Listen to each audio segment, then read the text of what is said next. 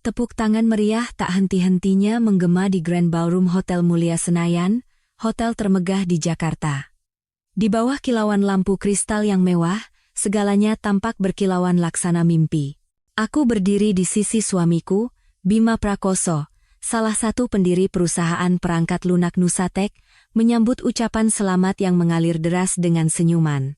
Hari ini adalah perayaan ulang tahun kelima perusahaan. Sekaligus hari di mana Nusatek secara resmi mengumumkan pencapaian valuasi sebesar 15 triliun rupiah.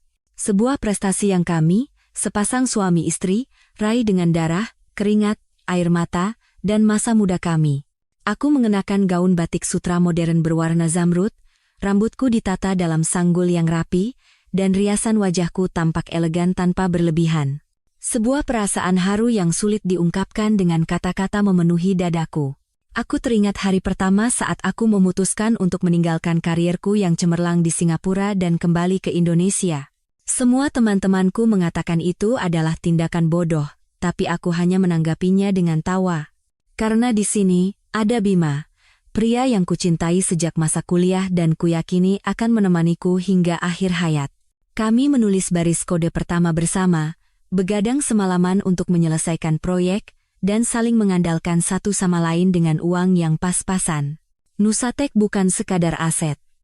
Ia adalah anak rohani kami, bukti cinta dan pengorbanan kami. Bima, dalam setelan jasnya yang mahal, tampak begitu gagah saat ia melangkah ke atas podium. Suaranya yang hangat dan penuh percaya diri menggema di seluruh ruangan. Ia berbicara tentang perjalanan yang telah mereka lalui, tentang berbagai kesulitan dan tantangan. Ia berterima kasih kepada para mitra dan karyawan yang telah berjuang bersama. Aku menatapnya dari bawah panggung dengan kebanggaan yang meluap di dada.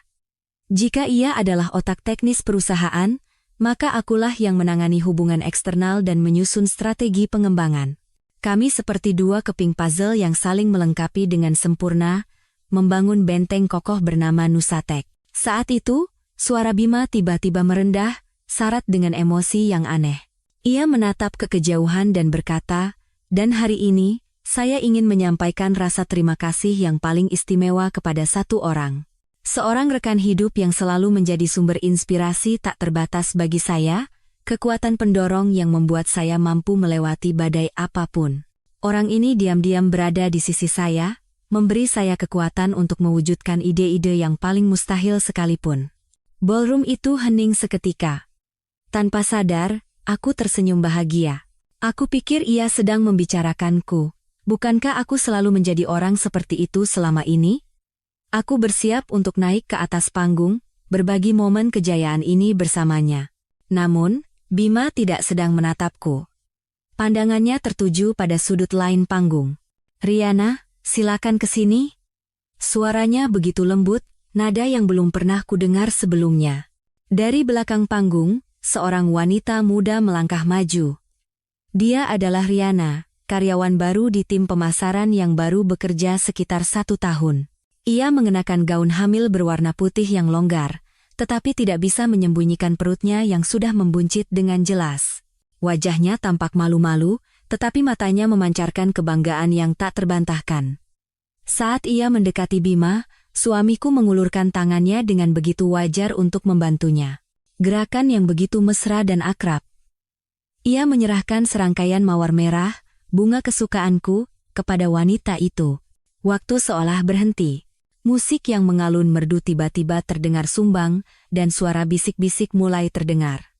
Awalnya hanya gumaman kecil, tetapi segera membesar tak terkendali seperti sarang lebah yang terusik. Ratusan pasang mata tertuju padaku. Tatapan penuh rasa ingin tahu, tatapan iba, dan yang paling menyakitkan, tatapan kasihan. Tatapan itu lebih menyakitkan daripada ribuan kata makian. Pipiku terasa panas, tenggorokanku kering kerontang, dan senyum di bibirku membeku. Aku, yang berdiri di tengah pusat perhatian, bukan lagi menjadi tokoh utama dalam pestaku yang gemilang, melainkan tontonan yang paling menyedihkan. Bima tidak perlu mengucapkan sepatah kata pun lagi. Tindakannya, perut buncit Riana, semuanya sudah menjadi deklarasi yang jelas. Di hadapan semua orang, ia telah mengumumkan hubungan mereka, pengkhianatannya, dan penghinaan publik terhadapku. Di saat anak rohaniku baru saja mengepakkan sayapnya untuk terbang tinggi, rumah tangga yang kubangun dengan segenap hati hancur berkeping-keping di depan mataku. Perasaan yang pertama kali menghantamku bukanlah rasa sakit, melainkan kehampaan yang membuat seluruh tubuhku terasa dingin. Semua suara di sekitarku memudar, hanya menyisakan bayangan Bima dan Riana yang berdiri berdampingan di bawah sorotan lampu panggung. Mereka tampak begitu serasi, seorang pengusaha sukses dan wanita muda cantik yang mengandung anaknya. Dan aku, istrinya yang telah melewati masa-masa tersulit bersamanya, dalam sekejap menjadi rintangan tua yang merepotkan, seorang manusia sisa. Bisik-bisik itu semakin kencang. Kasihan sekali Bu Anya. Tidak kusangka ternyata begini ceritanya. Kata-kata yang terdengar sepotong-sepotong itu menusuk harga diriku seperti belati. Ibu Laksmi, Ibu Bima, yang duduk di kursi VIP, menatapku dengan sorot mata yang merupakan campuran antara kepuasan dan penghinaan. Ia tidak pernah menyukaiku. Ia selalu mengeluh bahwa aku terlalu kuat dan mendominasi putranya. Saat ini, ia pasti merasa sangat puas. Aku menarik napas dalam-dalam dan menegakkan punggungku. Aku tidak boleh hancur, setidaknya tidak di sini, tidak saat ini. Aku adalah Anya Larasati, putri dari Ibu Retno Wijoyo, wanita yang tidak pernah tahu caranya menundukkan kepala di hadapan kesulitan apapun. Aku menggenggam erat clutch di tanganku. Rasa sakit fisik dari kuku yang menancap di telapak tanganku membantuku untuk tetap sadar. Aku menatap lurus ke panggung, ke arah Bima yang berusaha menghindari tatapanku. Lalu, aku melakukan sesuatu yang tidak diduga oleh siapapun. Aku berjalan perlahan menuju panggung. Langkahku tidak goyah sedikit pun. Saat ujung gaun zamrudku menyapu lantai, keheningan yang aneh menyelimuti ballroom. Semua orang menahan napas, mengamati apa yang akan kulakukan. Bima dan Riana tampak jelas kebingungan. Ibu mertuaku mengerutkan kening dengan ekspresi waspada. Aku naik ke atas podium dan berdiri tepat di samping Bima. Lalu, aku mengambil mikrofon dari tangan MC yang tertegun. Aku berbalik menghadap para tamu dan tersenyum dengan tenang. Senyum yang tak pernah kubayangkan bisa kupasang di saat seperti ini. Selamat malam, para tamu yang terhormat. Suaraku terdengar jernih dan tenang. Saya Anya Larasati, istri dari CEO Bima Prakoso, salah satu pendiri, dan juga pemegang saham mayoritas di Nusatek. Aku berhenti sejenak dan menyapukan pandangan ke seluruh ruangan. Aku bisa melihat dengan jelas keterkejutan di mata mereka.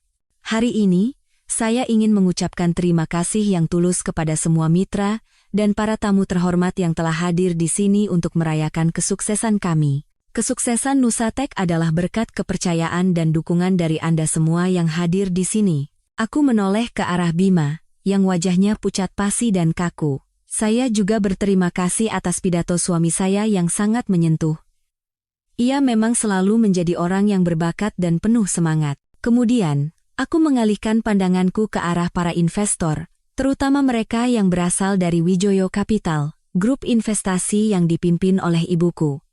Namun, suaraku menjadi lebih tegas. Mempertimbangkan apa yang baru saja terjadi, sebagai pemegang saham mayoritas, dan orang yang bertanggung jawab atas strategi pengembangan perusahaan, saya memutuskan bahwa inilah saatnya bagi kita untuk secara serius meninjau kembali masalah etika manajemen di jajaran pimpinan kita. Keheningan yang berat menekan ballroom. Lalu aku melanjutkan, menekankan setiap kata. Oleh karena itu, saya akan secara resmi meminta kepada Ibu Retno Wijoyo, pimpinan Wijoyo Capital, untuk menangguhkan sementara semua rencana investasi tambahan terhadap Nusatek. Kami membutuhkan waktu untuk melakukan evaluasi ulang secara menyeluruh.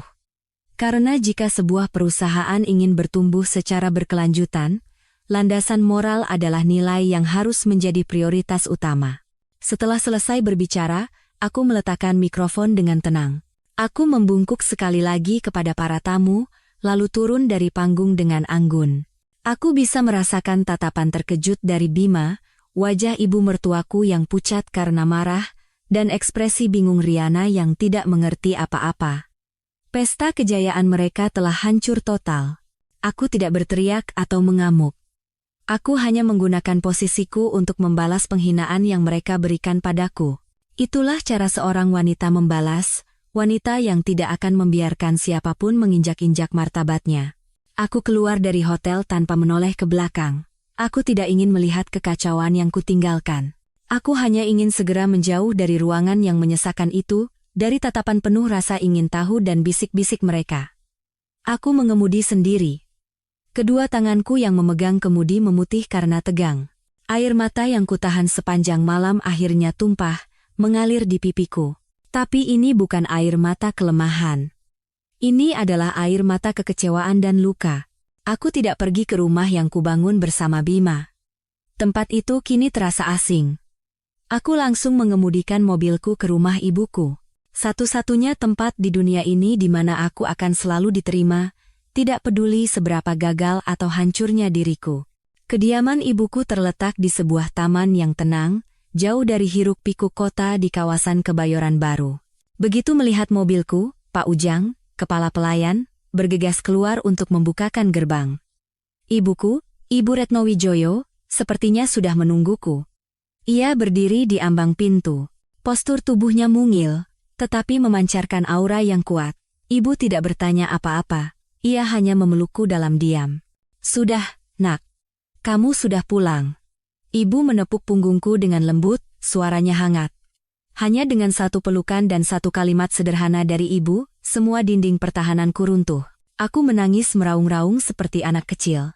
Semua rasa sakit dan kesedihan yang selama ini kutekan meledak seketika. Ibu membiarkanku menangis sepuasnya, sambil terus mengelus kepalaku dengan lembut. Ibu tahu aku membutuhkan saat ini. Setelah aku sedikit tenang, ibu membawaku ke ruang keluarga dan menyodorkan secangkir wedang jahe hangat. Kamu melakukannya dengan baik, kata ibu, menatapku dengan sorot mata yang penuh kasih sayang sekaligus bangga. Ibu sudah dengar semuanya. Caramu menghadapinya di atas panggung, sangat mengagumkan. Kamu tidak membiarkan mereka mempermalukanmu. Tapi, Bu, sakit sekali, Isaku. Aku tidak mengerti kenapa dia bisa melakukan ini padaku. Apakah 10 tahun kebersamaan, 5 tahun membangun perusahaan bersama, semua itu tidak lebih berharga dari wanita yang baru dikenalnya setahun? Ibu menghela napas dan menggenggam tanganku. Begitulah pria, nak. Sekali hatinya berubah, ia bisa menjadi begitu kejam. Ini bukan salahmu, kamu telah melakukan segalanya sebagai seorang istri. Kamu hanya menaruh kepercayaan pada orang yang salah. Tapi tidak apa-apa. Ada ibu di sini. Biarpun langit runtuh, kita berdua akan menghadapinya bersama. Keteguhan ibuku bagaikan penenang yang perlahan-lahan menenangkan hatiku yang bergejolak. Kami duduk berdampingan tanpa bicara lagi, tetapi aku bisa merasakan ikatan yang dalam.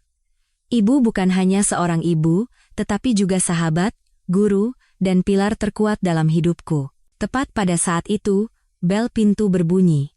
Adi Saputra, sekretarisku yang setia, masuk. Ia telah bekerja bersamaku sejak awal berdirinya perusahaan dan merupakan orang yang paling kupercaya. Wajah Adi penuh dengan kekhawatiran. Bu Anya, saya tidak bisa menghubungi ibu, jadi saya datang ke sini, kata Adi dengan suara mendesak. Maaf mengganggu, tapi ada hal penting yang harus saya laporkan sekarang juga. Ada apa, Adi? Tanyaku, diliputi firasat buruk. Adi membuka tas kerjanya dan mengeluarkan setumpuk dokumen. Bu, belakangan ini ada banyak keanehan dalam arus kas perusahaan. Ada beberapa transaksi besar ke perusahaan bernama PT Sinar Gemilang Konsultan. Setelah saya selidiki, perusahaan ini baru berdiri beberapa bulan dan direkturnya adalah sepupu dari ibunya Pak Bima. Aku dan ibu saling berpandangan dengan wajah terkejut. Adi melanjutkan dengan suara cemas. Sepertinya mereka membuat kontrak fiktif untuk menggelapkan dana Nusatek. Jumlahnya tidak sedikit, Bu. Dan saya juga menemukan bahwa Pak Bima beberapa kali bertemu dengan pengacara pribadinya bulan lalu. Setiap kata Adi bagaikan palu yang menghantam kepalaku. Pengkhianatan ini jauh lebih kejam dari yang kubayangkan. Bima tidak hanya berselingkuh. Ia dan ibunya sedang merencanakan konspirasi untuk menelan perusahaan secara utuh dan menendangku keluar dengan tangan kosong.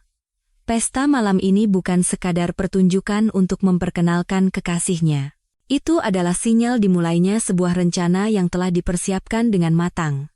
Setelah Adi selesai berbicara, ruang keluarga itu diliputi keheningan yang dalam, hanya suara detak jam dinding yang terdengar teratur.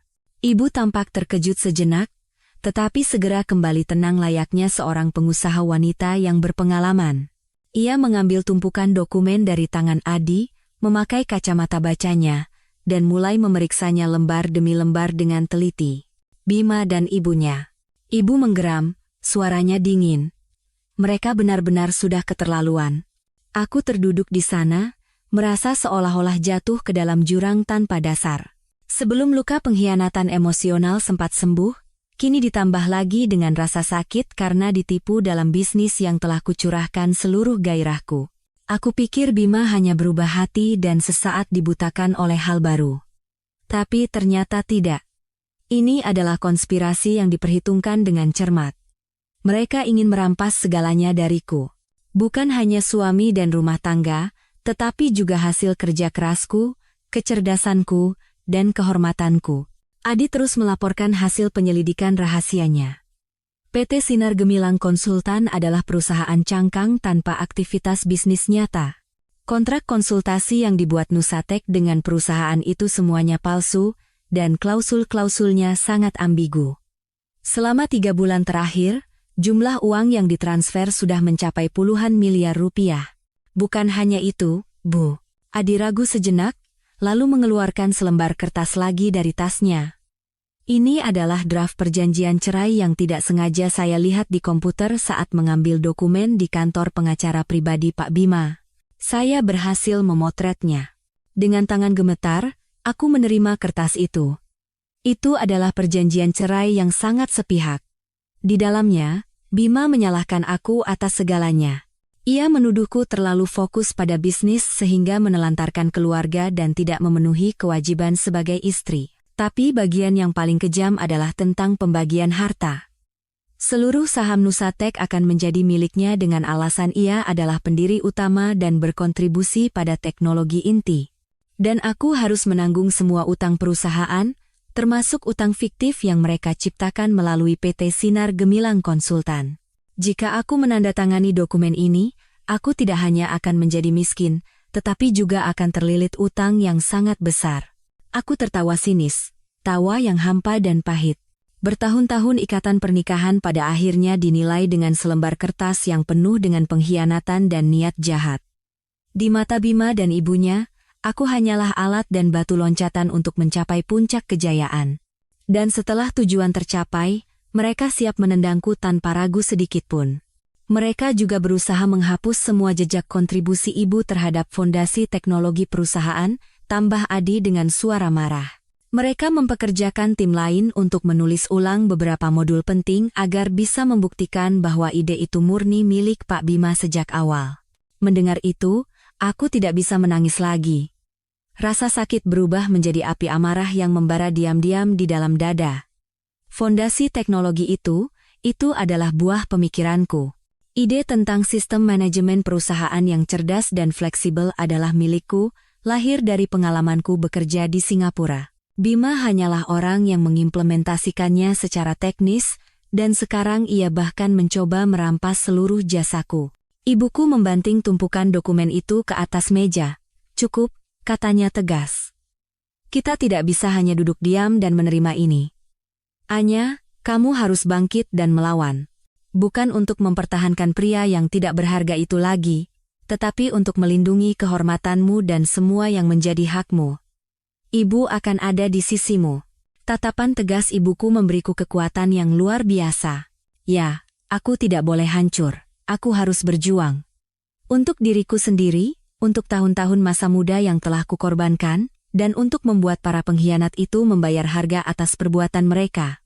Pertarungan ini tidak akan mudah, tetapi aku tahu aku tidak sendirian. Aku punya ibu, aku punya Adi, dan kebenaran ada di pihakku. Keesokan paginya, kami tidak membuang waktu sedetik pun. Ibu menelepon seorang teman lama keluarga, Ibu Kartika Sari, S.H. Ia bukan pengacara yang glamor dan sering muncul di media, tetapi di kalangan hukum, Ia adalah sosok yang dihormati karena integritas dan pengalamannya yang kaya dalam kasus sengketa ekonomi yang rumit.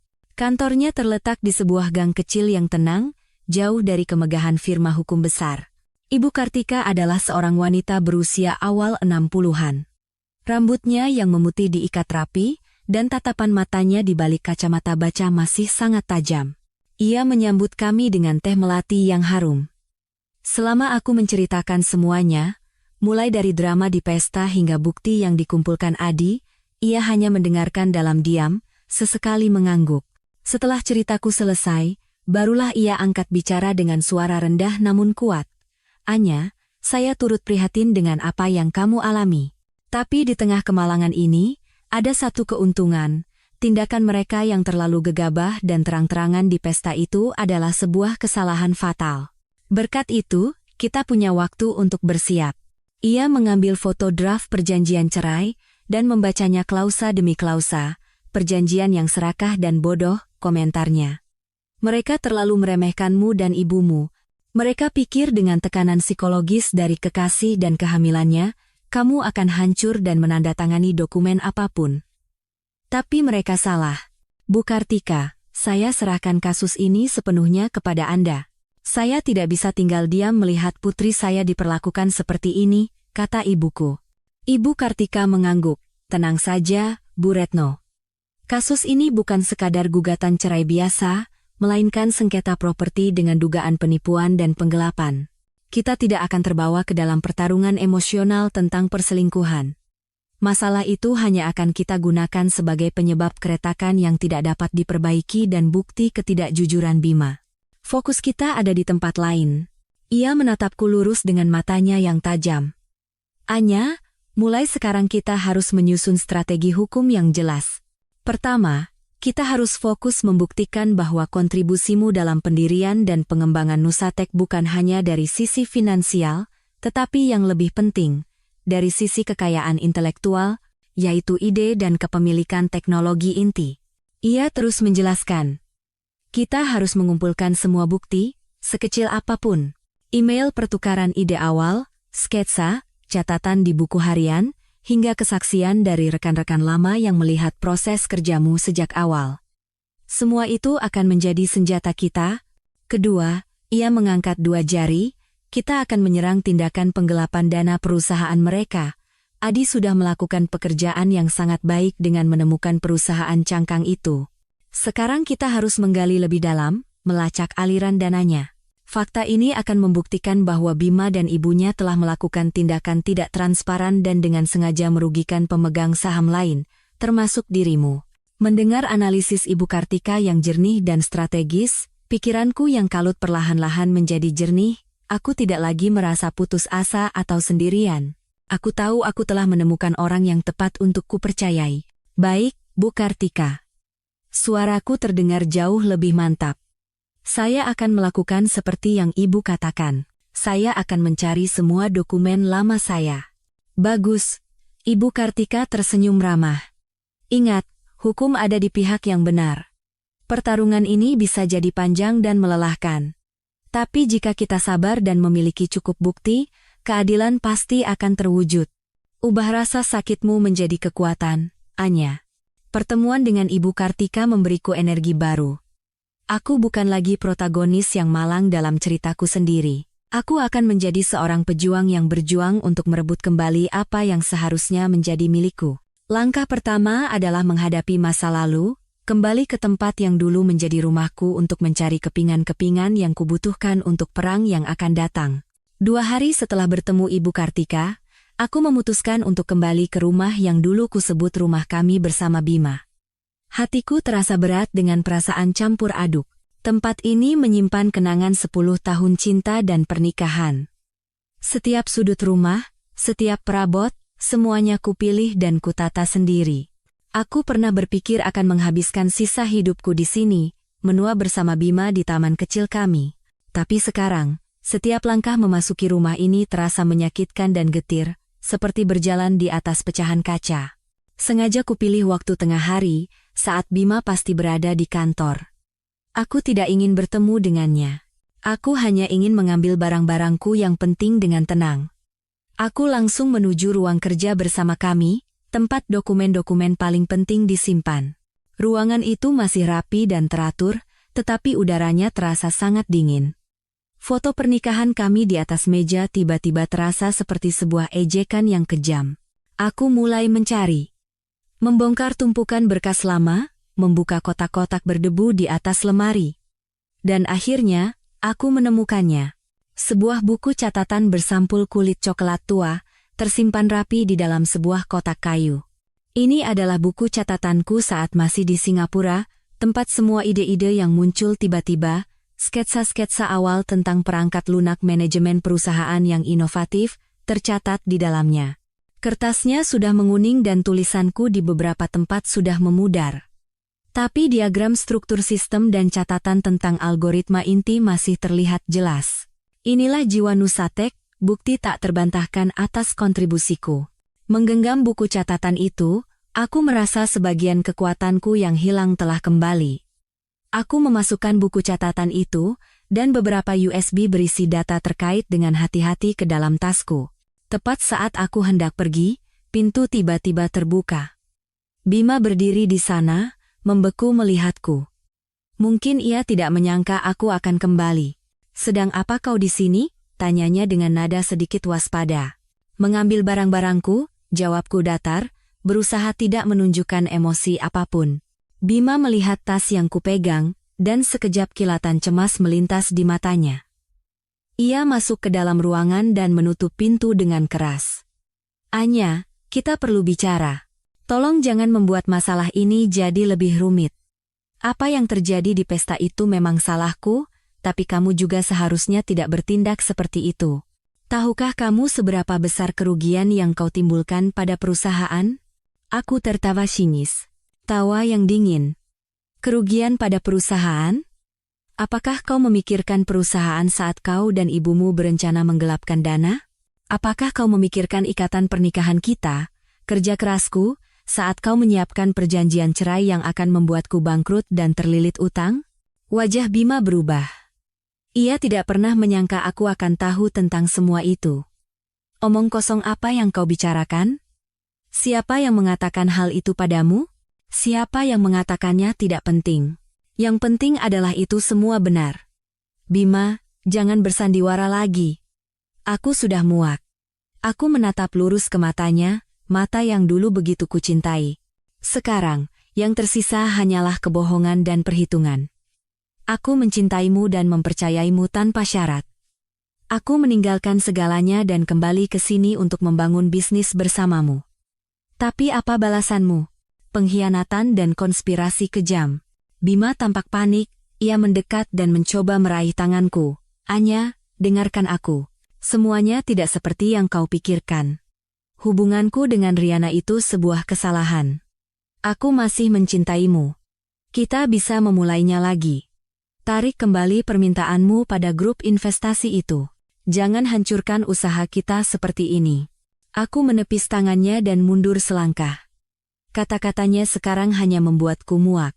"Memulai lagi? Bima, kau pikir aku bodoh? Semurah itukah cintamu?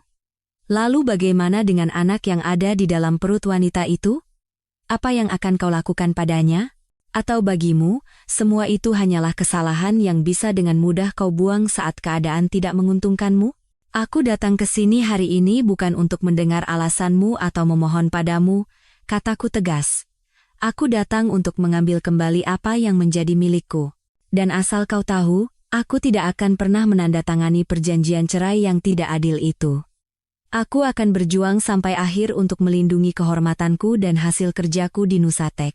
Kau dan ibumu yang memulai semua ini, jadi bersiaplah menanggung akibatnya." Setelah selesai berbicara, aku tidak memberinya kesempatan untuk menjawab. Aku berbalik, membuka pintu, dan melangkah keluar. Aku bisa mendengar Bima memanggil namaku di belakang, tetapi aku tidak berhenti. Konfrontasi langsung ini menjadi titik balik yang benar-benar memutus sisa-sisa perasaan yang masih ada dalam diriku. Tidak ada lagi cinta, tidak ada lagi harapan. Yang tersisa hanyalah satu jalan di depanku, jalan untuk mendapatkan kembali keadilan. Meninggalkan rumah itu membuat hatiku terasa lebih ringan. Konfrontasi dengan Bima memang menyakitkan, tetapi itu adalah proses yang perlu. Hal itu membantuku untuk benar-benar melepaskan masa lalu dan fokus pada masa depan. Tidak ada lagi waktu untuk bersedih. Bukti yang kutemukan adalah awal yang baik. Tapi seperti kata Ibu Kartika, perang ini masih panjang dan terjal. Selama beberapa hari berikutnya, aku dan Adi bekerja tanpa henti. Kami menyusun data secara sistematis dan mencari saksi-saksi tambahan yang bisa membuktikan peranku di masa-masa awal Nusatek. Namun, aku segera sadar bahwa hanya fokus untuk merebut kembali apa yang hilang di Nusatek adalah pertarungan yang pasif. Bima dan ibunya masih memegang kendali manajemen. Mereka bisa melakukan segala macam sabotase.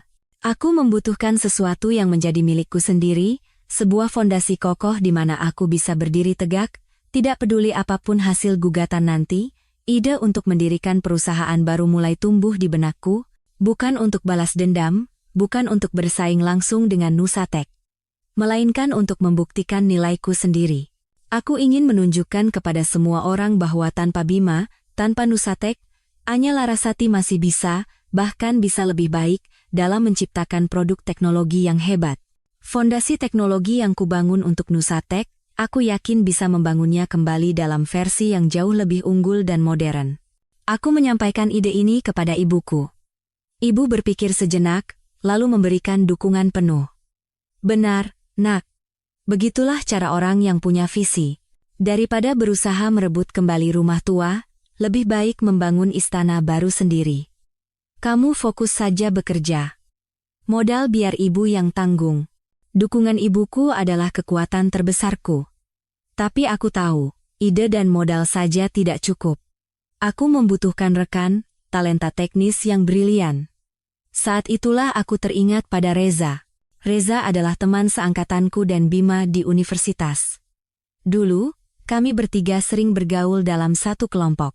Reza adalah orang yang baik, rajin, dan sangat pintar, tetapi sifatnya cenderung pendiam, berbeda dengan Bima yang aktif dan supel.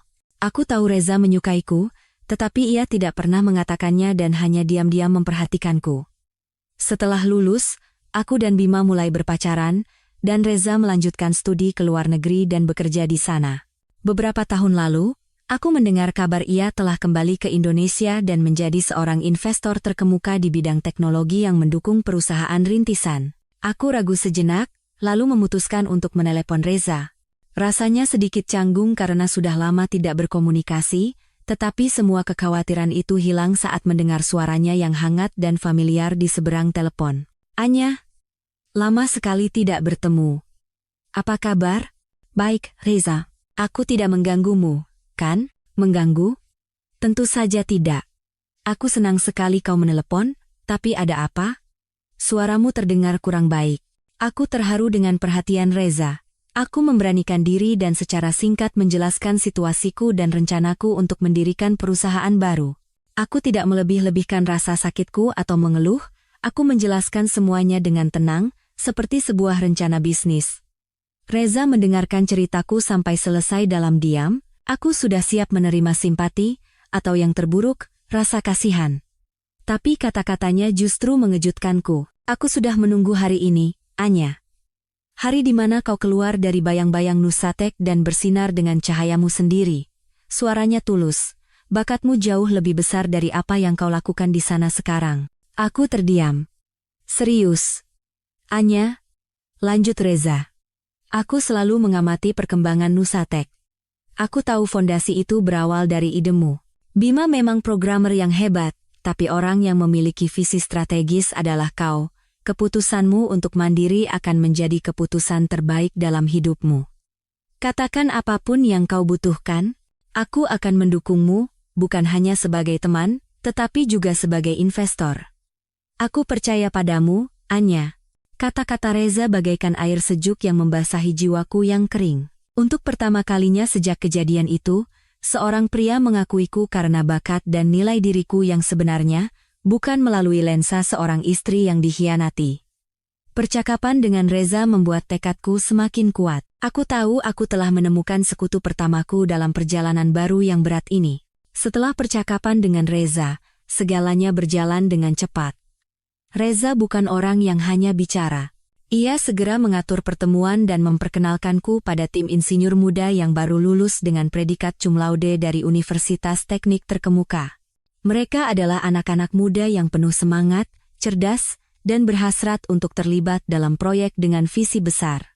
Mata mereka berbinar saat aku mempresentasikan ideku tentang platform manajemen perusahaan generasi berikutnya yang lebih cerdas dan fleksibel, dengan menerapkan teknologi terbaru seperti kecerdasan buatan. Mereka terpesona oleh visiku dan oleh ketegaran serta kepercayaan diri seorang wanita yang telah melewati badai. Setelah beberapa kali pertemuan, kami menemukan kecocokan. Innovatech, singkatan dari inovasi teknologi, nama yang menampung semua harapan dan tekadku, resmi didirikan. Kami menyewa sebuah kantor kecil yang tidak mewah, tetapi memiliki fasilitas yang lengkap dan penuh dengan cahaya matahari. Aku dan anak-anak muda itu bekerja siang dan malam bersama. Suasana di Innovatech sangat berbeda dengan Nusatech beberapa tahun terakhir. Di sini tidak ada intrik atau perhitungan, hanya ada semangat untuk teknologi dan kerja sama tim. Aku merasa seperti kembali ke masa-masa awal merintis, tapi kali ini, aku jauh lebih mandiri dan kuat. Di tengah kesibukanku, seorang tamu tak diundang datang menemuiku, Riana. Ia meminta bertemu di sebuah kafe yang tenang. Penampilannya jauh lebih kuyu dibandingkan saat ia muncul dengan gemerlap di pesta. Perutnya yang buncit semakin besar, membuat langkahnya terlihat berat. Tidak ada lagi raut wajah sombong dan menantang, yang tersisa hanyalah wajah menyedihkan dengan mata yang berkaca-kaca. Bu Anya, ia memulai dengan suara bergetar. Saya tahu saya tidak pantas berbicara dengan ibu sekarang. Saya juga tahu saya salah. Tapi tolong, bisakah ibu melepaskan Mas Bima? Aku hanya diam mengaduk kopiku, menunggu sandiwara apa lagi yang akan ia mainkan. Riana mulai terisak. Mas Bima sedang sangat tertekan sekarang. Perusahaan dalam krisis karena ibu mengumumkan penarikan investasi, dan para mitra menatapnya dengan curiga. Ibunya juga menekannya setiap hari. Dia sampai kurus sekali. Saya tahu ibu marah, tapi bukankah kalian sudah bersama selama 10 tahun? Melakukan sejauh ini sama saja dengan mendorongnya ke jurang. Ia mengelus perutnya dan berkata, dan ada anak saya. Anak ini tidak bersalah. Saya hanya ingin anak saya lahir di keluarga yang utuh, bersama ayahnya. Tolong Bu, tarik gugatan ibu dan jangan perbesar masalah ini lagi. Uang kompensasi, berapapun yang ibu inginkan, saya akan bicara pada Mas Bima, tolong lepaskan saja dia. Mendengar itu, aku tertawa sinis. Ia pikir aku ini siapa? Wanita yang bisa dibungkam dengan uang? Ia dan Bima telah mempermalukanku di depan umum dan berkonspirasi untuk merampas segalanya dariku. Dan sekarang ia datang menceramahiku tentang keadilan dan anak yang tidak bersalah? Aku meletakkan cangkir kopiku dan menatap lurus ke mata Riana. Sudah selesai bicaranya? Suaraku terdengar begitu tenang, bahkan aku sendiri terkejut. Riana tampak bingung dengan reaksiku. Pertama, kataku, menekankan setiap kata, masalah antara aku dan Bima bukan lagi masalah emosional cinta segitiga. Ini masalah bisnis dan hukum. Dia dan ibunya mencoba melakukan penipuan dan penggelapan aset. Itu adalah kejahatan, dan kejahatan harus dihukum. Tidak ada hubungannya denganmu atau anak itu. Kedua, jangan jadikan anakmu sebagai tameng. Jika kau benar-benar memikirkan anakmu, seharusnya kau tidak masuk ke dalam rumah tangga orang lain sejak awal dan tidak ikut serta dalam perbuatan salah. Anak itu tidak bersalah, tetapi orang dewasa harus bertanggung jawab atas tindakannya. Dan terakhir, aku bangkit dari kursi. Sampaikan pada Bima. Aku tidak butuh uangnya. Yang kubutuhkan adalah keadilan. Aku tidak akan pernah melepaskannya. Jika kau benar-benar ingin anakmu punya ayah, nasihati dia untuk menghadapi kebenaran dan bertanggung jawab di depan hukum. Itulah jalan terbaik untuk anakmu. Aku tidak menunggu jawaban Riana dan berbalik pergi. Aku tahu di belakangku, wajahnya yang menyedihkan pasti telah berubah menjadi seringai marah. Tapi aku tidak peduli. Di jalan yang kutempuh sekarang, tidak ada lagi tempat untuk kelemahan atau rasa kasihan yang tidak perlu. Perang yang sesungguhnya baru saja dimulai. Beberapa minggu setelah pertemuan dengan Riana, seperti yang diduga Ibu Kartika, Bima mulai melakukan serangan balik. Tapi ia tidak menggunakan cara dialog atau negosiasi, melainkan cara yang jauh lebih licik dan picik. Suatu pagi, aku menerima surat panggilan dari pengadilan. Bima, dalam kapasitasnya sebagai Direktur Utama Nusatek, menggugatku. Tuduhannya adalah pelanggaran klausul kerahasiaan dagang dan pencurian kekayaan intelektual. Surat gugatan setebal beberapa halaman itu dengan nada tegas menuduhku, setelah meninggalkan perusahaan, menggunakan rahasia teknologi inti Nusatek untuk mendirikan Innovatek, yang menyebabkan kerugian serius bagi perusahaan. Mereka menuntut penghentian segera operasi Innovatek dan ganti rugi dengan jumlah yang fantastis. Ini jelas merupakan tindakan memutarbalikkan fakta, upaya untuk merusak nama baikku, dan menghancurkan usahaku sejak awal. Mendengar berita ini, para insinyur muda di Innovatek tidak bisa tidak merasa khawatir. Mereka cemas akan masa depan perusahaan dan takut terlibat dalam proses hukum yang panjang dan mahal. Aku memahami kekhawatiran mereka. Tapi alih-alih menunjukkan kegelisahan, aku mengadakan rapat seluruh karyawan. Kalian tidak perlu khawatir, kataku dengan suara mantap kepada semua orang. Ini hanyalah taktik kotor mereka. Fondasi teknologi yang kita bangun di Innovatek adalah sesuatu yang sepenuhnya baru, berdasarkan ide dan arsitektur yang jauh lebih maju dari apa yang ada di Nusatek. Kebenaran dan keadilan ada di pihak kita.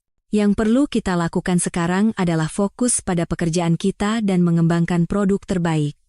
Semua masalah hukum, biar saya yang tanggung. Ketenanganku berhasil menenangkan mereka semua. Setelah itu, aku segera membawa surat gugatan itu ke kantor Ibu Kartika. Berbeda dengan kekhawatiranku, ia hanya melirik surat gugatan itu sekilas lalu tersenyum. Senjata makan tuan, katanya. Inilah kesempatan yang kita tunggu-tunggu. Di saat kita yang seharusnya menggugat mereka, sekarang mereka sendiri yang menciptakan panggung hukum bagi kita untuk membuka semua bukti.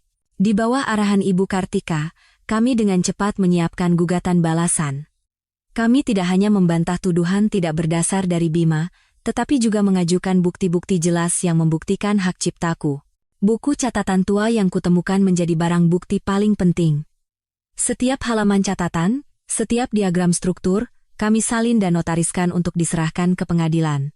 Kami juga memiliki email-email dari lebih dari 5 tahun lalu, saat aku dan Bima pertama kali bertukar ide, yang dengan jelas menunjukkan bahwa akulah yang mengusulkan dan merancang arah utama. Tidak hanya itu, Ibu Kartika berhasil menghubungi 2 orang insinyur yang telah mengundurkan diri dari Nusatek. Mereka adalah orang-orang yang bekerja sejak masa awal pendirian, yang melihatku begadang untuk memperbaiki bak bersama mereka dan mendengar langsung penjelasanku tentang visi produk. Awalnya mereka ragu, tetapi berkat ketulusanku dan jaminan hukum dari Ibu Kartika, mereka setuju untuk menjadi saksi. Sidang mediasi pertama berlangsung dalam suasana yang tegang. Bima dan pengacaranya dengan sangat percaya diri menunjukkan dokumen-dokumen yang membuktikan keunggulan teknologi Nusatek. Tetapi ketika Ibu Kartika mulai membeberkan bukti-bukti kami satu persatu, wajah Bima mulai berubah. Ia terkejut melihat salinan buku catatanku, dan pucat pasi saat Ibu Kartika mengutip email-email lama. Ketika 2 mantan rekan kerjanya muncul, kepercayaan diri Bima benar-benar runtuh. Ia tidak bisa menjawab pertanyaan hakim dengan benar dan bicaranya terbata-bata. Gugatan Bima, alih-alih menghancurkanku, justru menjadi bumerang yang menghantam reputasinya dan kredibilitas Nusatek. Di kalangan industri teknologi, rumor tentang gugatan picik dan perlakuan kejam terhadap salah satu pendiri mulai menyebar. Di pasar saham non-publik, harga saham Nusatek mulai turun. Dalam perang tanpa suara ini, aku memenangkan ronde pertama dengan telak. Kekalahan dalam gugatan tak berdasar membuat Bima dan ibunya semakin marah. Mereka sadar bahwa mereka tidak bisa mengalahkanku dengan cara yang benar. Jadi, mereka mulai beralih ke cara yang lebih gelap dan kotor. Target mereka sekarang adalah mata rantai kunci dalam pengumpulan bukti kami, terutama para saksi yang mengetahui kebobrokan Nusatek. Adi, dengan ketekunan dan jaringannya yang khas, berhasil menemukan 1 orang kunci, Pak Santoso, mantan kepala tim akuntansi Nusatek. Pak Santoso telah bekerja di perusahaan selama 3 tahun dan tiba-tiba mengundurkan diri sekitar 6 bulan lalu, tepat setelah transaksi mencurigakan dengan PT Sinar Gemilang Konsultan dimulai. Adi yakin Pak Santoso mengundurkan diri karena tidak ingin terlibat dalam urusan kotor dan pasti memiliki banyak bukti penting. Meyakinkan Pak Santoso tidaklah mudah. Ia adalah seorang pria parubaya yang lembut yang ingin hidup tenang bersama istri dan 2 anaknya yang masih kecil. Ketika Adi menemuinya di rumah, ia awalnya menolak keras, mengatakan tidak tahu apa-apa. Ia takut akan pembalasan dan khawatir keluarganya akan celaka. "Pak Adi, tolong mengerti posisi saya," kata Pak Santoso dengan suara cemas. "Ibu Laksmi itu bukan orang sembarangan, saya punya anak istri, saya tidak mau terlibat dalam masalah ini. Aku tahu kami tidak bisa memaksanya, jadi aku meminta Adi untuk mendekatinya perlahan-lahan, membangun kepercayaan dengan sesekali menanyakan kabar seperti seorang teman." Perlahan-lahan, karena ketulusan Adi dan mungkin rasa bersalahnya, Pak Santoso mulai memberikan sedikit informasi. Ia mengkonfirmasi bahwa semua kontrak dengan PT Sinar Gemilang Konsultan adalah rekayasa atas perintah Ibu Laksmi untuk menggelapkan uang. Ia juga tahu banyak tentang penggelapan pajak dan penggelembungan biaya lainnya di perusahaan. Namun, tepat ketika kami berpikir telah berhasil meyakinkan Pak Santoso untuk bekerja sama, Ibu Laksmi bertindak. Ia tidak mengancam secara langsung, melainkan menggunakan cara yang lebih licik. Istri Pak Santoso, yang bekerja sebagai guru di sekolah swasta, tiba-tiba mulai dicari-cari kesalahannya dan diganggu dengan berbagai alasan yang tidak masuk akal oleh pihak sekolah. Putra sulungnya yang duduk di bangku SMA suatu hari dikepung oleh preman di jalan pulang sekolah dan diancam. Untungnya, orang-orang sekitar berhasil melerai tepat waktu sehingga tidak terjadi hal yang serius. Kejadian-kejadian ini tidak menimbulkan akibat fatal, tetapi merupakan peringatan yang sangat berat. Pak Santoso diliputi ketakutan yang luar biasa. Ia menelepon Adi dengan suara bergetar. "Pak Adi, tolong biarkan keluarga saya tenang. Saya tidak bisa membantu Bu Anya lagi. Kalau mereka mau, entah apa yang akan terjadi pada keluarga saya." Mendengar cerita lengkapnya dari Adi, hatiku terasa berat. Rasa marah terhadap orang-orang keji itu 10 kali lebih kecil daripada rasa bersalahku terhadap keluarga Pak Santoso. Aku tidak bisa membahayakan keluarga yang tidak bersalah demi perjuanganku. "Sudah, Adi," kataku pada Adi. "Jangan membuatnya lebih sulit lagi. Keselamatan keluarganya adalah yang utama. Kita cari cara lain." Meskipun kecewa, kami terpaksa untuk sementara waktu menghentikan pendekatan ini. Dengan kehilangan saksi kunci, penyelidikan kami seolah menemui jalan buntu, dan kesulitan terus menumpuk. Aku sadar pertarungan ini jauh lebih berat dari yang kukira. Musuhku tidak hanya memiliki uang dan kekuasaan, tetapi juga tidak segan-segan menggunakan cara paling kejam untuk mencapai tujuannya. Melihatku sedikit putus asa karena masalah Pak Santoso, suatu malam ibuku memanggilku ke ruang kerjanya. Ibu menyeduh teh bunga krisan, dan aromanya yang lembut menenangkan hatiku. "Apa yang sedang kau pikirkan?" tanya ibu lembut sambil meletakkan cangkir teh di depanku. "Aku lelah sekali, Bu. Mereka terlalu kejam. Aku tidak ingin orang-orang yang tidak bersalah menjadi korban karenaku." Ibu menghela napas dan menatap keluar jendela yang gelap. "Nak, dalam bisnis maupun kehidupan, tidak ada perang tanpa kerugian. Tapi kita harus tahu batas. Keputusanmu untuk tidak mengganggu Pak Santoso lagi adalah keputusan yang benar. Tapi itu bukan berarti kita menyerah. Untuk mengalahkan musuh, kita harus tahu persis siapa musuh kita." Ibu menoleh padaku dengan tatapan yang dalam. "Malam ini, Ibu akan menceritakan sebuah kisah padamu. Kisah tentang masa lalu ibu mertuamu, ibunya Bima." Aku terkejut. Selama ini, ibu hampir tidak pernah berbicara tentang keluarga mertuaku. Ia hanya mengatakan mereka keluarga biasa, tidak ada yang istimewa. Sebenarnya, ibu memulai ceritanya, ibu sudah mengenal Ibu Laksmi sejak lama sekali, sejak kami berdua masih muda dan baru memulai bisnis. Dulu pun ia sudah cantik dan pintar, tapi kepintarannya diiringi dengan ambisi dan kekejaman yang tidak pandang bulu. Ibu menceritakan bahwa dulu Ibu Laksmi pernah bekerja sama dengan seorang teman baiknya. Mereka mendirikan sebuah pabrik garmen kecil bersama. Tapi ketika pabrik itu mulai berkembang, ia menyusun siasat untuk merayu suami temannya, sekaligus membuat bukti palsu yang menuduh temannya menggelapkan uang pabrik. Akhirnya, ia berhasil merebut seluruh bisnis itu, dan temannya kehilangan segalanya, dan hidup di jalanan. Ayah Bima, lanjut Ibu, dulu hanyalah seorang teknisi yang rajin. Ibu Laksmi menikahinya juga karena ia punya sedikit bakat yang bisa membantu mengelola pabrik. Seumur hidupnya ia hidup di bawah bayang-bayang istrinya, tidak pernah bisa bersuara, dan meninggal pun dalam diam. Bima tumbuh dalam lingkungan seperti itu. Di bawah perlindungan berlebihan ibunya, ia hanya dicekoki dengan pemikiran tentang uang dan kekuasaan. Anak itu persis seperti cetakan ibunya. Punya sedikit bakat, tapi sifat dasarnya lemah, serakah, dan mudah dikendalikan. Mendengar cerita ibu, aku perlahan-lahan mengerti segalanya. Aku mengerti mengapa ibu mertuaku bisa bertindak begitu kejam dan penuh perhitungan. Keserakahan dan pengkhianatan sudah mendarah daging dalam dirinya. Dan Bima, suami yang pernah kucintai, sebenarnya hanyalah produk cetakan dari ibunya. Lalu bagaimana dengan Riana? Tanyaku. Ibu menyesap tehnya. Anak itu, menurutku, hanyalah bidak catur di tangan Ibu Laksmi. Ia tahu Bima suka perempuan, jadi ia sengaja mendekatkan anak itu. Muda, penurut, dan bisa memberikan cucu penerus, alat yang lebih sempurna dari ini di mana lagi? Ia menggunakan Riana untuk mengikat Bima, dan menggunakan kehamilannya sebagai senjata untuk menghinamu. Dan nanti, setelah tujuannya tercapai, nasib anak itu pun entah akan bagaimana. Analisis ibu membuatku sadar. Aku terlalu fokus pada Bima dan Riana, sampai lupa bahwa dalang sebenarnya di balik semua ini adalah ibu mertuaku. Dialah otak dari semua konspirasi. Menyadari hal ini, aku tahu aku harus mengubah strategiku. Targetku bukan hanya Bima, tetapi juga wanita licik itu.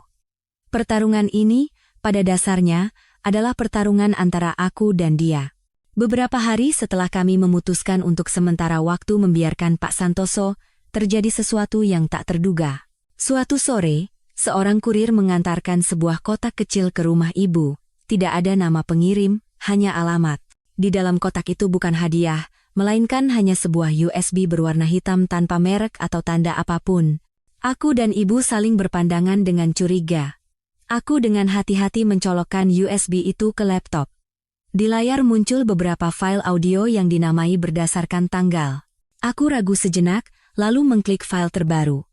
Suara yang familiar terdengar. Suara Ibu Bima. Lakukan saja seperti yang kusuruh. Tanda tangani kontraknya, transfer uangnya, urusan belakang biar aku yang atasi. Anya itu tidak tahu apa-apa. Dan Bima, dia tidak akan berani membantahku. Berikutnya terdengar suara seorang pria yang sepertinya adalah pengacara. Ibu, apakah cara ini tidak terlalu berisiko? Jika ketahuan, bisa menjadi kasus penipuan, penggelapan, dan penggelapan pajak. Risiko selalu ada harganya. Suara Ibu Laksmi terdengar penuh percaya diri. Asal kita bisa menyingkirkan Anya, seluruh Nusatek akan menjadi milik kita berdua. Uang sebanyak ini apa masalahnya nanti? Jangan khawatir. Aku tidak akan melupakan jasamu. Aku dan ibu mendengarkan dengan menahan napas. Total ada 5 file rekaman, berisi percakapan Ibu Laksmi dengan pengacara, pihak dari PT Sinar Gemilang Konsultan, dan Bima. Isinya mengungkap semua konspirasi mereka, mulai dari pendirian perusahaan cangkang, penggelapan dana melalui kontrak palsu, hingga rencana untuk merebut perusahaan dan melimpahkan utang kepadaku. Ini adalah bukti paling kuat. Lebih berharga dari kesaksian puluhan orang. Pasti dari Pak Santoso, bisikku. Pasti dia. Dia tidak bisa maju secara langsung, tetapi nuraninya tidak bisa membiarkannya diam. Ibu mengangguk, matanya penuh rasa terima kasih. Dia orang baik. Kita berutang budi padanya. Kami segera menyalin file-file itu ke beberapa tempat dan mengirimkan satu salinannya ke Ibu Kartika. Ia mengatakan bahwa dengan bukti ini, kemenangan kita hampir pasti. Namun, kegembiraan itu tidak berlangsung lama. Malam itu juga, saat aku dan ibu sedang bekerja lembur di kantor Innovatek, alarm di rumah ibu tiba-tiba berbunyi dan terhubung langsung ke ponsel ibu. Ibu segera menyalakan kamera keamanan. Dalam rekaman malam yang buram, terlihat dua bayangan hitam menyusup masuk ke dalam rumah melalui jendela belakang. Mereka sedang menggeledah ruang kerja ibu, tempat kami membuka USB itu sore tadi. Kami segera melapor ke polisi. Saat kami dan polisi tiba di rumah, kedua penyusup itu sudah menghilang.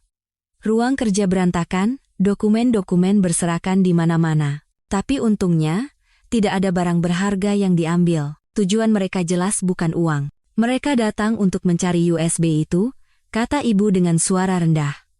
Ibu Laksmi pasti sudah tahu tentang Pak Santoso. Dia panik dan mencoba menghilangkan semua jejak. Untung saja kamu bijaksana, sudah membuat cadangannya dan membawa yang asli. Upaya penyusupan yang gagal itu semakin memperjelas kepanikan dan keputusasaan Bima dan ibunya. Mereka, seperti binatang yang terpojok, siap melakukan hal paling gila sekalipun. Aku tahu masa hening telah berakhir, dan kini saatnya mereka menggunakan cara yang lebih berbahaya. Aku mengepalkan tanganku, bertekad untuk menjadi lebih waspada dan lebih kuat. Pertarungan telah memasuki fase paling kritis. Upaya penyusupan yang gagal itu menjadi lonceng peringatan. Bima dan ibunya tidak akan segan-segan menggunakan cara apapun untuk menghilangkan bukti. Fakta ini membuatku semakin khawatir akan keselamatan Adi. Ia yang bertanggung jawab atas penyelidikan langsung, memegang banyak informasi, dan berada di posisi yang paling rentan diserang. Aku memanggil Adi dan memintanya untuk lebih berhati-hati. Tenang saja, Bu, saya tahu apa yang saya lakukan. Saya tidak takut pada mereka, kata Adi dengan ekspresi tegas. Yang paling saya khawatirkan sekarang adalah, meskipun rekaman itu berharga, bukti itu masih kurang kuat untuk menuntut mereka atas penggelapan pajak. Kita butuh dokumen dan buku besar yang spesifik. Lalu, Adi memberitahuku bahwa ia masih terus berkomunikasi dengan beberapa temannya yang masih berada di tim akuntansi Nusatek.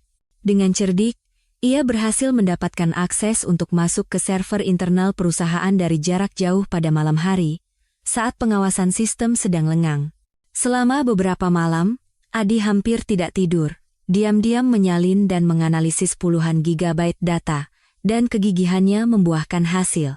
Adi menemukan sistem pembukuan kedua yang disembunyikan dengan cerdik di dalam partisi tersembunyi di server. Sistem ini mencatat semua pendapatan dan pengeluaran real Nusatek, yang sama sekali berbeda dengan angka-angka indah yang mereka laporkan ke kantor pajak. Ini mengungkap praktik penggelapan pajak sistematis selama 2 tahun terakhir yang jumlahnya mencapai ratusan miliar rupiah. Inilah bukti pamungkas, pukulan mematikan yang bisa membawa Bima dan ibunya ke pengadilan. Namun, tepat saat Adi menemukan bukti paling penting itu, musuh pun mencium gerakannya. Suatu malam, saat Adi dalam perjalanan pulang dari kantor, 2 sepeda motor tanpa plat nomor tiba-tiba memepet mobilnya ke tepi jalan. 4 pria berpenampilan sangar turun dan tanpa banyak bicara menyeret Adi keluar dari mobil dan memukulinya tanpa ampun. Mereka tidak mencuri apapun, hanya menghancurkan laptopnya dan meninggalkan pesan ancaman. Ini baru peringatan.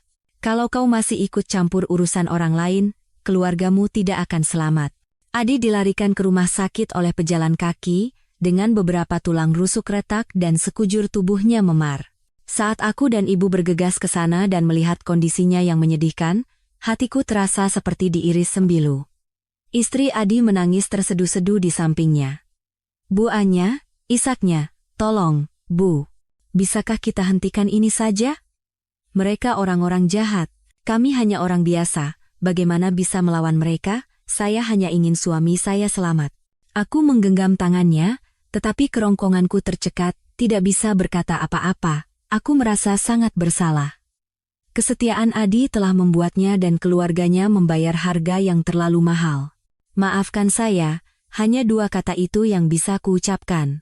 Adi, meskipun kesakitan, berusaha bangkit. Jangan berkata begitu, Bu. Ini saya lakukan atas kemauan sendiri. Saya tidak menyesal. Ia menoleh pada istrinya dan berkata dengan suara serak, Sayang, maaf sudah membuatmu dan anak-anak khawatir. Tapi aku tidak bisa diam saja melihat kejahatan merajalela hanya karena takut.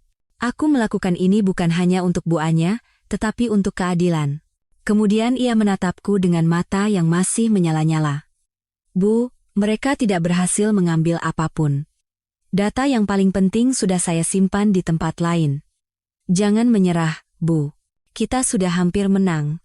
Keesokan harinya, aku mengatur agar Adi bisa sementara waktu mengungsi bersama istri dan anak-anaknya ke rumah mertuanya di luar kota yang jauh.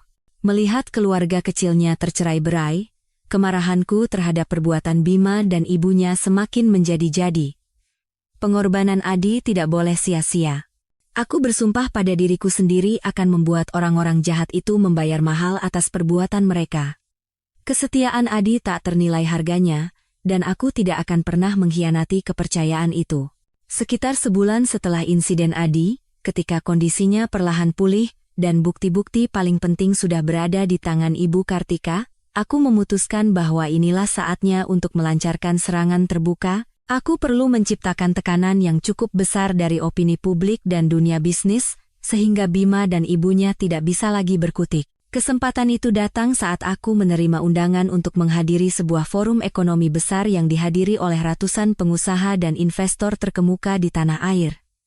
Aku yakin Bima juga akan hadir. Setelah gejolak awal, Nusatek berusaha keras memulihkan citranya dengan mensponsori berbagai acara dan memperkuat promosi. Di forum ini, Bima diundang sebagai salah satu pembicara utama dengan tema inovasi di era digital. Ini adalah kesempatan emas untuk merobek topeng kemunafikannya. Aku muncul di forum dengan penampilan yang sama sekali baru. Bukan lagi sebagai wanita yang terluka oleh pengkhianatan, melainkan sebagai seorang pengusaha wanita yang percaya diri dari Innovatek. Aku mengenakan setelan jas putih yang elegan, dan rambutku dipotong pendek dengan gaya yang berani. Kemunculanku langsung menarik perhatian semua orang. Mereka berbisik-bisik, penasaran dengan hubungan canggung antara aku dan Bima. Bima sempat terkejut melihatku, tetapi segera kembali memasang topeng percaya dirinya. Ia bahkan mencoba mendekatiku dan mengulurkan tangan seolah-olah untuk menyapa secara sosial. Lama tidak bertemu, Anya. Tidak kusangka kau tertarik dengan forum seperti ini. Dunia bisnis ini sempit, Pak Bima. Aku membalas dengan senyum ramah yang tak kalah darinya, tetapi tidak menyambut jabatan tangannya. Semoga presentasinya sukses.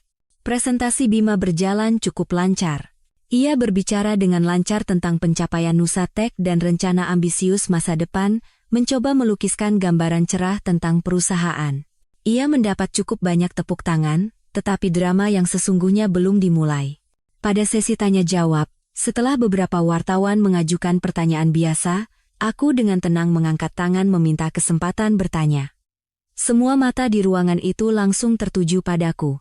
Moderator sempat ragu, tetapi kemudian memberiku kesempatan.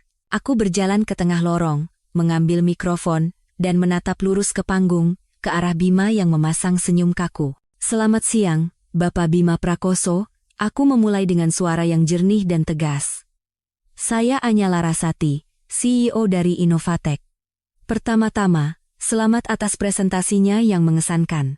Saya punya pertanyaan mengenai transparansi dalam manajemen perusahaan, sebuah topik yang saya yakin sangat menarik bagi semua investor yang hadir di sini. Aku berhenti sejenak, membiarkan perhatian semua orang mencapai puncaknya. Menurut laporan keuangan yang baru-baru ini dipublikasikan oleh Nusatek, pertumbuhan laba perusahaan sangat baik. Namun, biaya untuk kegiatan konsultasi dan pemasaran meningkat tajam, mencapai proporsi yang tidak biasa dibandingkan dengan total pendapatan. Menurut pengalaman saya, ini adalah hal yang agak aneh. Bisakah Anda menjelaskan lebih lanjut kepada para investor dan mitra yang hadir di sini tentang struktur biaya ini dan efektivitas nyata dari investasi tersebut? Pertanyaanku bukan tuduhan langsung, tetapi tepat menusuk titik lemah Nusatek. Pertanyaan itu menanamkan keraguan besar terhadap kebenaran angka-angka yang mereka publikasikan. Ruangan itu hening. Semua orang mengerti makna tersembunyi di balik pertanyaanku. Di atas panggung, Bima menjadi pucat. Ia sama sekali tidak siap dengan situasi ini. Ia mencoba memberikan beberapa jawaban umum tentang strategi investasi jangka panjang dan pembangunan merek, tetapi tidak bisa memberikan penjelasan yang meyakinkan. Kecanggungannya adalah jawaban yang paling jelas. Aku tidak perlu bicara lebih banyak. Aku mengucapkan terima kasih padanya dan kembali ke tempat dudukku dengan tenang, tetapi dampak dari pertanyaanku sangat besar. Suara gumaman meledak di seluruh penjuru ruangan. Para investor saling berpandangan dengan tatapan penuh curiga. Para wartawan mulai mencatat dengan panik. Dengan satu pertanyaan, aku telah meruntuhkan citra yang susah payah dibangun oleh Bima dan ibunya. Kredibilitas Nusatek mengalami retakan yang tidak dapat diperbaiki di depan seluruh dunia bisnis. Pengungkapan di forum ekonomi itu memberikan pukulan telak bagi Nusatek. Para investor mulai mempertanyakan, media tak henti-hentinya memberitakan spekulasi, dan harga saham perusahaan anjlok. Di tengah kekacauan ini, Ibu Laksmi, Ibu Bima, tahu ia tidak bisa lagi hanya duduk dan menunggu kehancuran. Ia mengerti bahwa dengan semua bukti dan opini publik yang berpihak padaku, melawan secara langsung akan merugikan. Ia memutuskan untuk melancarkan serangan terakhirnya, serangan psikologis kejam yang menargetkan orang yang ia anggap sebagai titik lemahku, yaitu ibuku, Ibu Retno Wijoyo. Ibu Laksmi menelepon ibuku secara langsung, dengan suara yang dibuat-buat ramah, mengajak untuk bertemu berdua di sebuah kedai teh tradisional dengan alasan biar orang tua yang bicara. Ibuku, setelah berdiskusi denganku dan Ibu Kartika, menerima tawaran itu. Ibu tahu ini adalah jebakan, tetapi pada saat yang sama, ini juga merupakan kesempatan untuk membiarkan rubah tua licik itu menunjukkan ekornya sendiri. Kedai teh itu terletak di sebuah gang yang dalam, sebuah ruang tenang yang hanya diisi oleh suara gemericik air dan aroma dupa yang samar. Ibuku datang mengenakan kebaya beludru berwarna ungu tua, penampilannya memancarkan kedalaman dan ketenangan. Ibu Laksmi sudah duduk menunggu, riasannya rapi tetapi tidak bisa menyembunyikan kelelahan dan amarahnya. Bu Retno, akhirnya datang juga. Ibu Laksmi membuka pembicaraan dengan senyum palsu. Sudah berapa lama ya kita tidak duduk berdua seperti ini? Ibuku juga tersenyum lembut dan duduk di seberangnya. Iya, Bu Laksmi. Ada urusan penting apa ya, sampai Anda sendiri yang mengundang saya? Ibu Laksmi mulai berbasa-basi sambil menuangkan teh. Tentu saja karena anak-anak kita. Anak muda kan kadang emosinya tidak terkendali, melakukan hal-hal yang seharusnya tidak dilakukan. Menurut saya, Anya akhir-akhir ini agak keterlaluan. Bagaimanapun juga, mereka pernah menjadi suami istri, bagaimana bisa mendorong orang sampai ke jurang seperti ini? Gara-gara kejadian di forum kemarin, kerugian Nusatek sangat besar. Ibuku hanya mendengarkan dalam diam, mengangkat cangkir tehnya dengan sikap tenang. Tidak adanya reaksi dari ibuku membuat Ibu Laksmi mulai tidak sabar. Ia meletakkan cangkir tehnya dengan keras, suaranya menjadi tajam. Bu Retno, mari kita bicara terus terang, tolong kendalikan putri Anda. Berapapun uang yang ia inginkan, kami akan berikan kompensasi yang cukup. Kalau terus memperbesar masalah ini, tidak akan ada yang diuntungkan. Anda tahu kan peribahasa, ikan mati di dalam jala yang robek? Saya tidak mengerti, jawab ibuku dengan suara yang masih tenang. Putri saya hanya ingin mendapatkan keadilan, apa yang salah dengan itu? Ibu Laksmi tertawa sinis, matanya setajam pisau.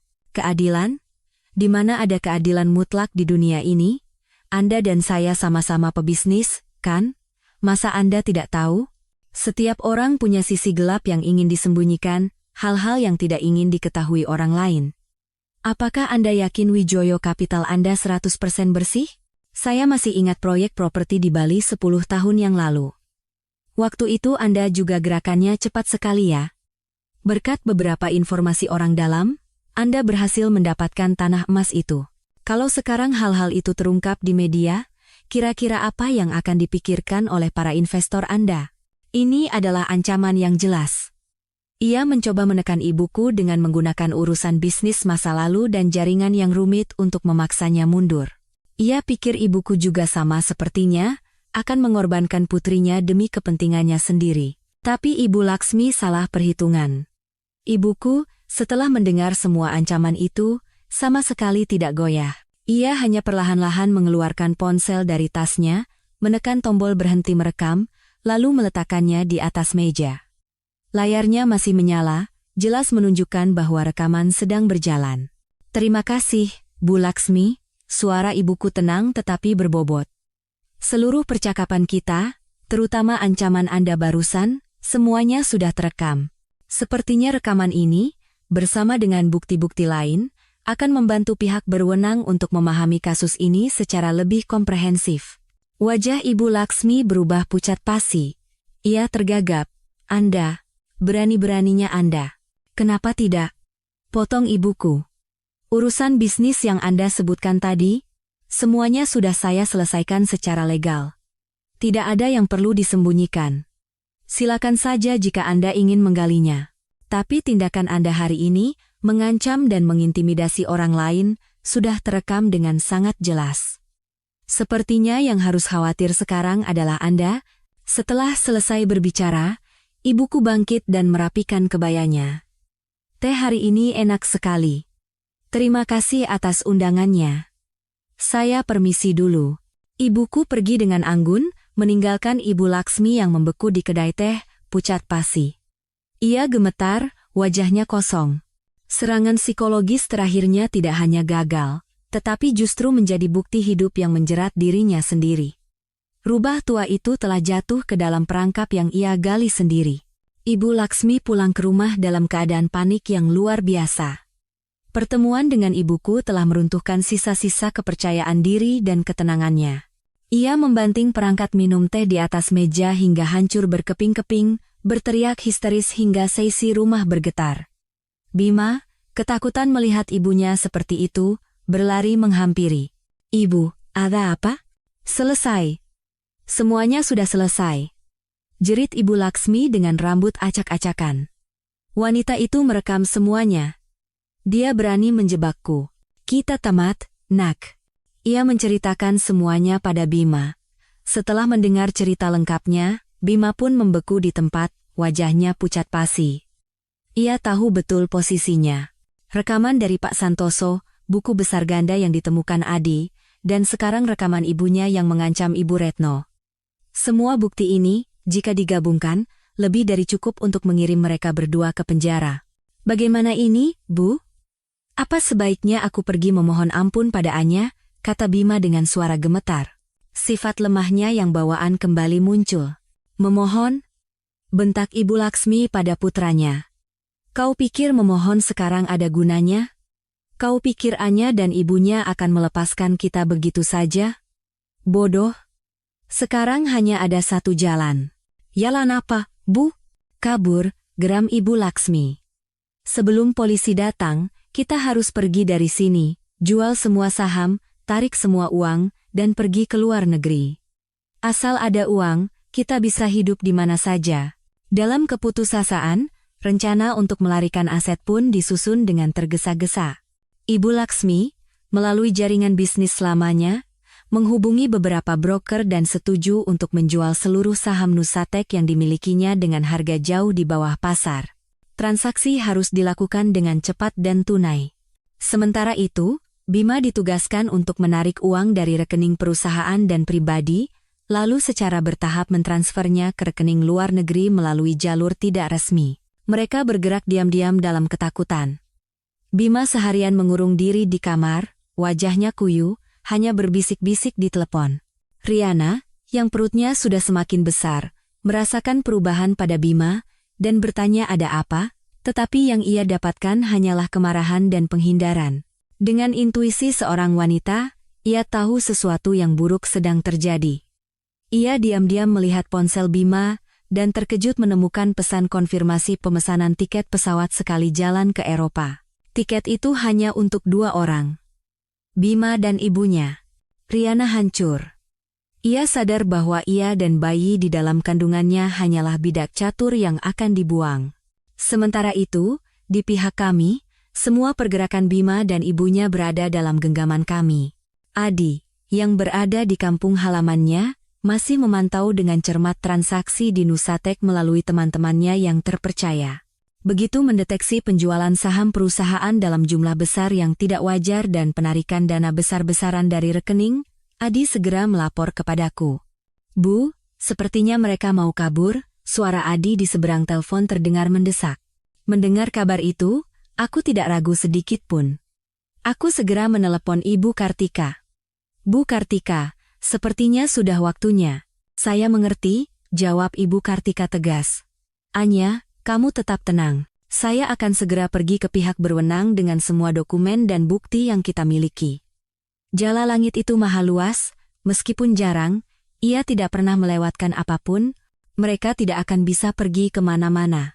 Malam turun menyelimuti kota. Di sebuah rumah mewah, Bima dan ibunya sedang tergesa-gesa memasukkan tumpukan uang tunai dan dokumen ke dalam koper untuk mengejar penerbangan dini hari. Mereka sama sekali tidak tahu bahwa di luar rumah mereka, jaring hukum yang tak terlihat telah ditebar dan sedang diperketat, menunggu waktu yang tepat. Malam itu, kota diguyur hujan gerimis. Suara tetesan air yang teratur mengetuk jendela kaca terdengar seperti musik sedih yang menandai akhir zaman. Rumah mewah Bima, meskipun sudah larut malam, lampunya menyala terang. Udara di dalamnya tegang seperti busur panah. Ibu Laksmi terus-menerus gelisah, mendesak Bima. Cepat. Nak, mobil ke bandara sebentar lagi tiba. Apa semuanya sudah siap? Sudah, Bu, jawab Bima dengan suara lelah.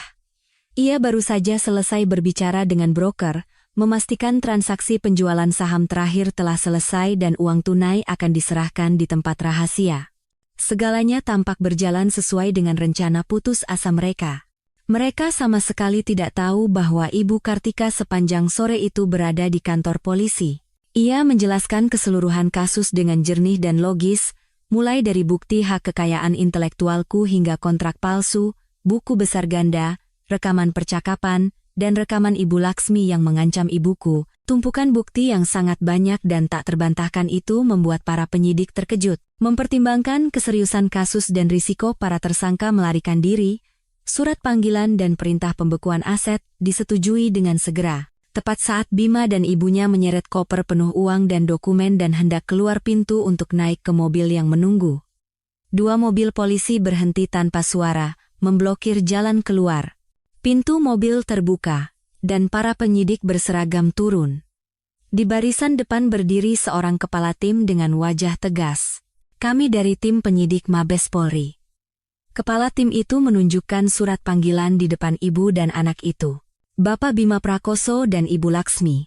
Ada beberapa hal yang perlu kami konfirmasi terkait kegiatan manajemen di Nusatek.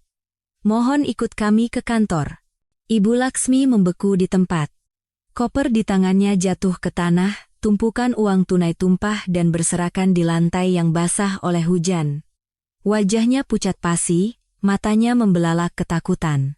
Rencana sempurnanya hancur di ambang pintu surga.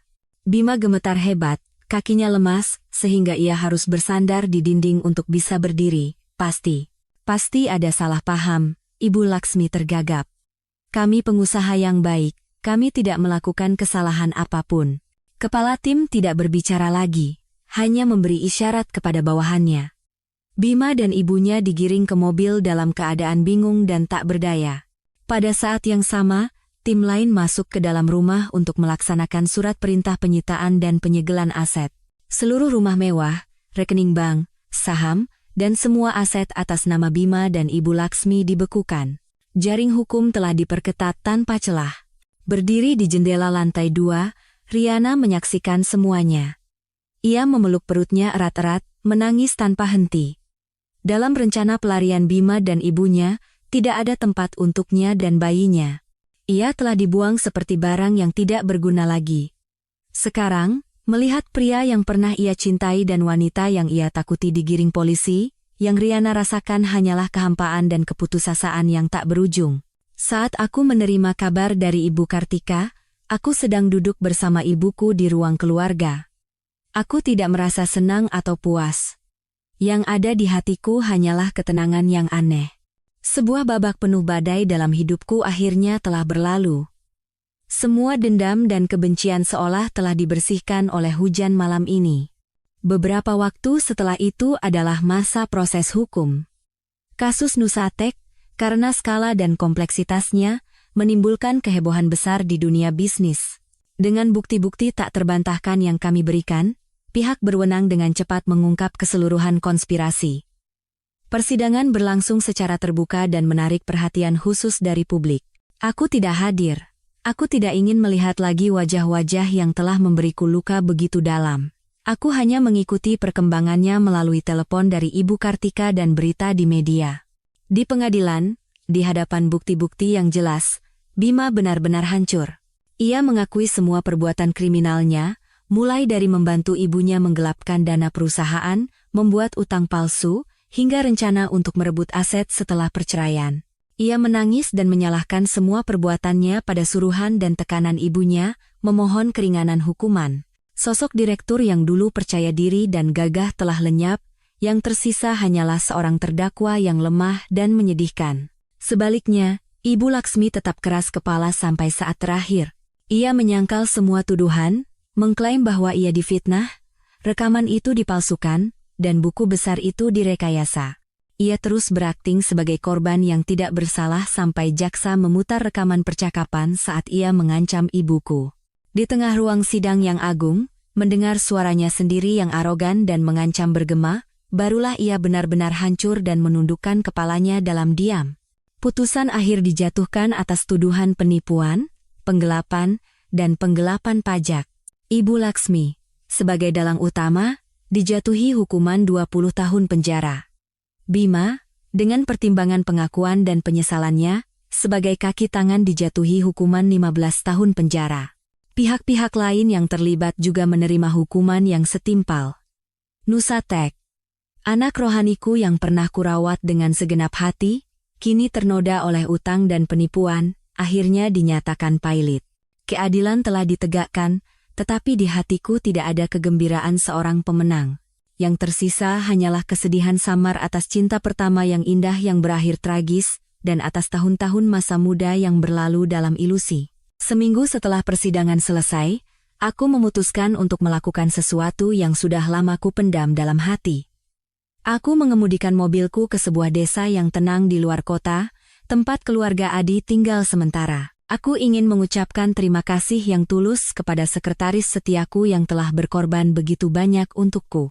Rumah kecil Adi terletak di tengah sawah yang hijau. Udaranya segar dan damai, berbeda dengan udara menyesakkan di kota. Adi, istri, dan anak-anaknya menyambutku dengan hangat di ujung desa. Senyum mereka tulus dan hangat.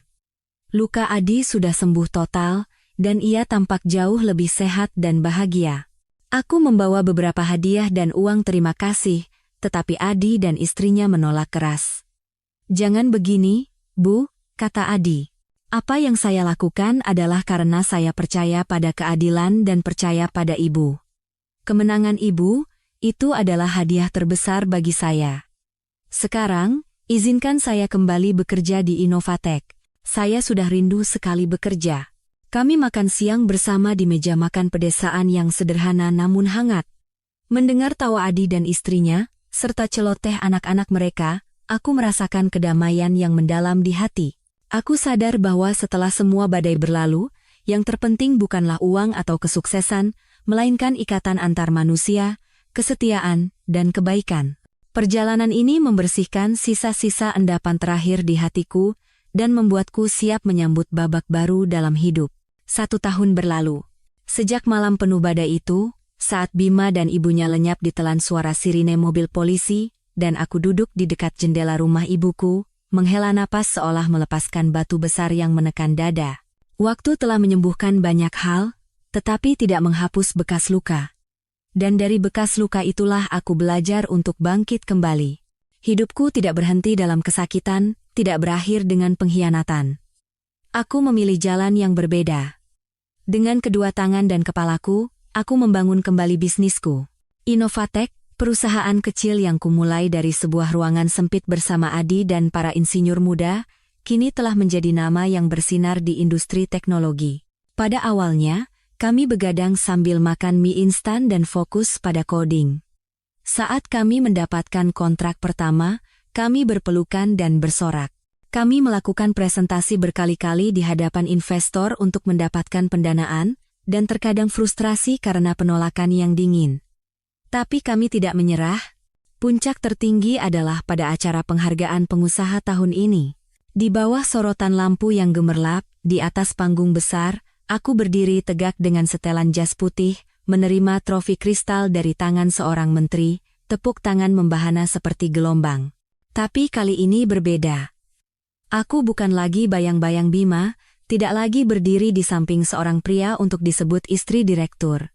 Aku adalah Anya Larasati, seorang pengusaha yang berdiri di atas kakinya sendiri, seorang wanita yang telah bangkit dari segalanya. Media berlomba-lomba memberitakan, dan orang-orang menyebutku ikon kebangkitan di industri teknologi Indonesia. Tapi bukan headline itu yang paling menyentuhku. Melainkan sosok Adi yang duduk di kursi penonton, matanya berbinar bangga. Dan dari tempat yang sedikit lebih jauh, senyum hangat dari Reza, teman lama yang diam-diam menemaniku. Titik balik lainnya datang saat Nusatek diperintahkan oleh pengadilan untuk melikuidasi asetnya untuk membayar utang. Di balai lelang umum, aku duduk di barisan paling depan. Pesaing lama kini hanya tersisa sebagai nama yang telah bangkrut. Saat hak paten asli dari sistem manajemen yang pernah kubangun dilelang, aku mengangkat nomor lelangku tanpa ragu. Balai lelang riuh. Akhirnya, dengan harga yang wajar, aku membeli kembali semuanya. Saat surat kepemilikan berada di tanganku, aku memejamkan mata sejenak. Lingkaran telah tertutup. Nusatek, tempat aku dikhianati dan dihina, secara resmi telah menjadi masa lalu. Dan produk rohaniku, kini telah kembali ke tangan penciptanya, tidak ada rasa puas atau sombong. Hanya ada kedamaian di hati. Satu pintu lama telah tertutup, dan sebuah pintu baru terbuka dengan cemerlang. Suatu sore di musim kemarau, saat aku mampir ke rumah sakit bersalin untuk menjenguk seorang teman, aku tidak sengaja bertemu dengan Riana. Ia duduk di lorong, menggendong seorang bayi laki-laki yang montok, tidak ada lagi pakaian mewah. Riana mengenakan kemeja longgar dan berpenampilan sederhana, wajahnya terlihat lelah, tetapi tatapan matanya pada sang bayi begitu lembut. Riana mengangkat kepalanya, melihatku, dan tertegun. Tidak ada lagi kesombongan atau tatapan menantang. Yang ada hanyalah seorang ibu muda yang terluka dan ditinggalkan sendirian. "Bu Anya," bisik Riana dengan suara bergetar. Aku melihat bayi dalam gendongannya. Bayi itu tidur lelap, bibirnya bergerak-gerak seolah sedang bermimpi. Pada saat itu, semua kebencian dalam diriku lenyap. Aku mengerti bahwa bayi ini tidak bersalah. Ia tidak memilih orang tuanya, dan tidak tahu tentang konspirasi kotor di masa lalu. "Apa kabar?" tanyaku. Riana menundukkan kepalanya, dan air matanya jatuh. "Maafkan saya, Bu Anya. Semuanya sudah terlambat. Saya hanya ingin membesarkan anak ini dengan baik. Bisakah ibu memaafkan saya?" Aku menghela napas. Memaafkan bukan untuknya, tetapi untuk diriku sendiri. Terus menyimpan kebencian hanya akan memberatkan hatiku. Yang sudah berlalu biarlah berlalu, Riana. Jaga anakmu baik-baik. Dia membutuhkan seorang ibu yang tahu cara hidup yang benar. Riana memeluk bayinya erat-erat dan menangis terseduh-seduh. Aku mengangguk kecil sebagai tanda perpisahan dan melangkah pergi. Hatiku terasa ringan seperti bulu. Di suatu sore yang lain, aku dan Reza berjalan di tepi pantai Anyer. Matahari merah perlahan-lahan terbenam di ufuk, dan ombak bergulung lembut. Aku melepas sepatuku dan merasakan sejuknya air di kakiku yang telanjang. Reza berjalan di sampingku dalam diam, tetapi keheningan itu saja sudah cukup membuatku merasa damai. "Anya," kata Reza dengan suara rendah. "Kau sudah terlalu lama hidup untuk orang lain. Sekarang, hiduplah untuk dirimu sendiri. Jika suatu saat kau ingin ada seseorang yang menemanimu, aku harap orang itu adalah aku." Aku menoleh pada Reza, matanya lembut dan teguh. Aku tidak menjawab, hanya tersenyum. Aku belum siap untuk memulai cinta yang baru. Tapi aku tahu, aku punya seorang teman, seorang rekan hidup, dan bahu yang tenang untuk bersandar. Kami berjalan berdampingan di sepanjang pasir yang panjang, meninggalkan dua pasang jejak kaki. Di depan kami terbentang lautan luas dan langit yang memerah oleh fajar, menandai hari baru dalam hidupku. Aku menarik napas dalam-dalam. Sebuah keyakinan yang kuat muncul dari dalam dada. Meskipun kehilangan segalanya, selama seorang wanita menjaga martabat, kebijaksanaan, dan keberaniannya, ia selalu bisa terlahir kembali dan menemukan kebahagiaan.